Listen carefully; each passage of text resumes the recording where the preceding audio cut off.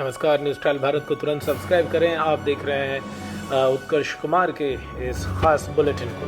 पहली खबर की ओर बढ़ते हैं। भारत की नौसेना की ताकत को बढ़ाने के लिए अरिहंत श्रेणी की दूसरी परमाणु पनडुब्बी INS अरिहंत को विशाखापत्तनम में नौसेना के बेड़े में आज शामिल कर लिया गया। इस पनडुब्बी के शामिल होने से नौसेना की मारक क्षमता कई गुना बढ़ गई है। इस मौके पर रक्षा मंत्री राजनाथ सिंह मौजूद थे। राजनाथ ने अपने बयान में कहा कि और विश्वास दिलाया कि अरिहंत देश की परमाणु तिकड़ी यानी परमाणु ट्राइडेंट को और मजबूत करेगी।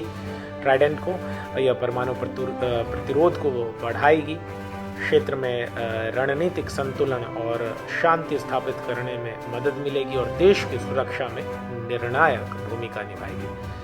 और जो है इसे राजनाथ ने सरकार के रक्षा क्षेत्र में आत्मनिर्भरता हासिल करने के अटूट संकल्प का प्रमाण भी बताया है। अरिहंत श्रेणी की दूसरी पनडुब्बी अरिहंत का उन्नत स्वरूप है और यह अत्याधुनिक हथियार प्रणाली और उपकरणों से लैस है और इसे काफ़ी परीक्षणों की सफलता के बाद नौसेना को सौंपा गया है, जिसकी लंबाई 112 मीटर, चौड़ाई 11 मीटर और वजन 6000 टन है।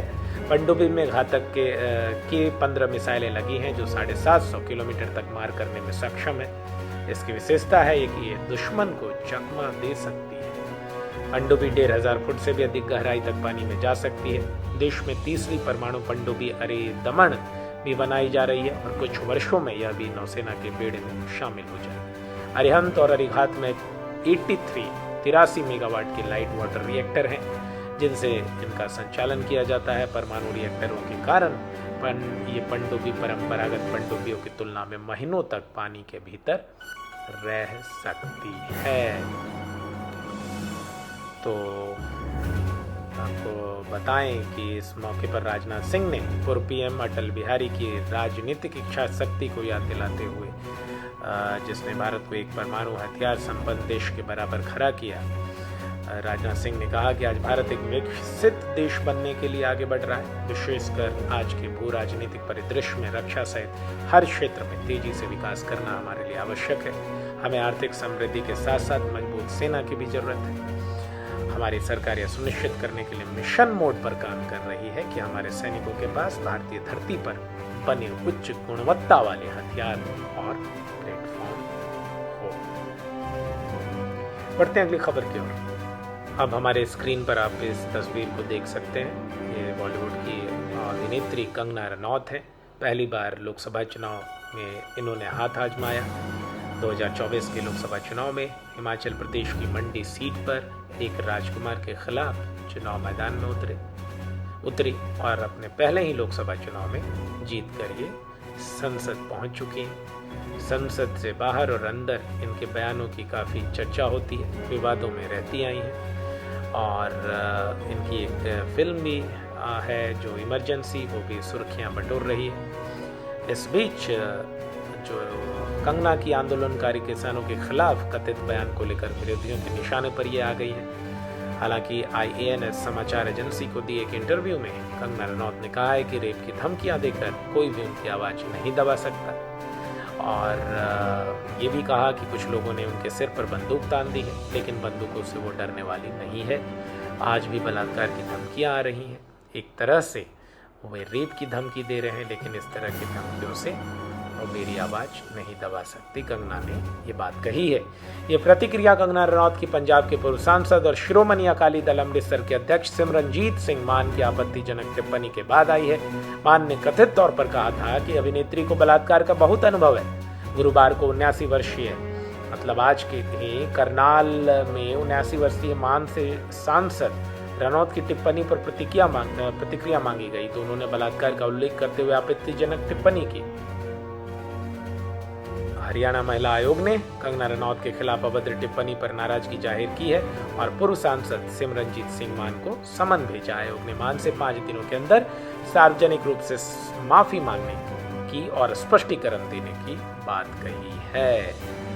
आपको बता दें कि मान ने पत्रकारों के साथ बातचीत में कहा था कि कंगना को दुष्कर्म या रेप का बहुत तजुर्बा है आप कंगना से पूछ सकते हैं कि बलात्कार कैसे होता है, ताकि लोगों को समझाया जा सके कि बलात्कार कैसे होता है। उन्हें रेप का बहुत तजुर्बा है। ये काफ़ी विवादास्पद बयान एक सांसद के द्वारा, पूर्व सांसद के द्वारा एक वर्तमान मौजूदा महिला सांसद पर किया गया। हालांकि जो कंगना रनौत है, उन्होंने आरोप लगाया था कि निरस्त किए जा चुके कृषि कानूनों के खिलाफ किसानों के विरोध प्रदर्शन के दौरान शव लटक रहे थे और बलात्कार हो रहे थे। कंगना ने यह भी कहा था कि देश का नेतृत्व आज मजबूत हाथ में नहीं होता तो भारत में भी बांग्लादेश जैसी स्थिति पैदा हो सकती थी। और इन्होंने इस साक्षात्कार को सोशल मीडिया पर भी शेयर कर लिया था। हालांकि भाजपा ने किसान आंदोलन पर कंगना के उस बयान से दूरी बना ली और इसके बाद कंगना ने नई दिल्ली में भाजपा के राष्ट्रीय अध्यक्ष जेपी नड्डा से उनके घर पर मुलाकात की थी। और आगे क्या इस मसले पर अपडेट होता है, इससे हम आपको रूबरू कराएंगे। न्यूज़ ट्रायल भारत को सब्सक्राइब करें, जुड़े रहें और इन बुलेटिन्स को अपने करीबियों को शेयर करें, लाइक करें और कमेंट करें। धन्यवाद। Bye, take care, good night, sweet dreams.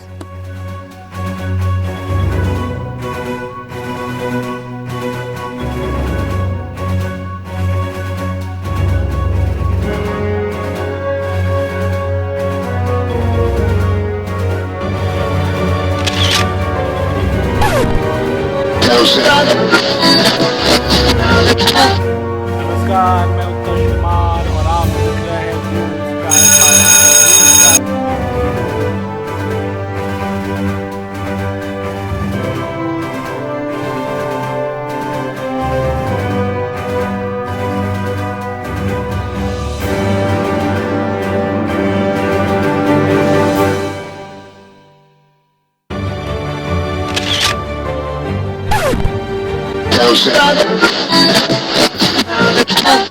नमस्कार, मैं उत्कर्ष कुमार और आप देख रहे हैं न्यूज़ ट्रायल भारत।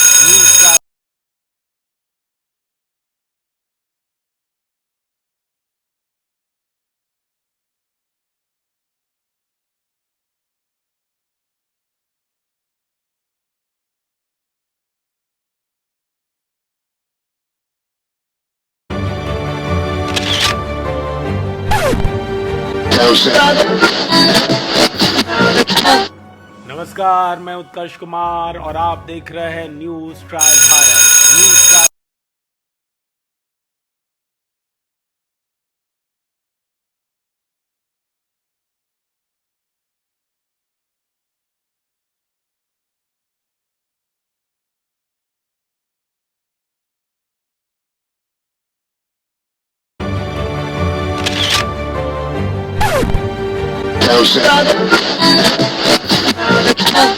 नमस्कार, मैं उत्कर्ष कुमार और आप देख रहे हैं न्यूज़ ट्रायल भारत।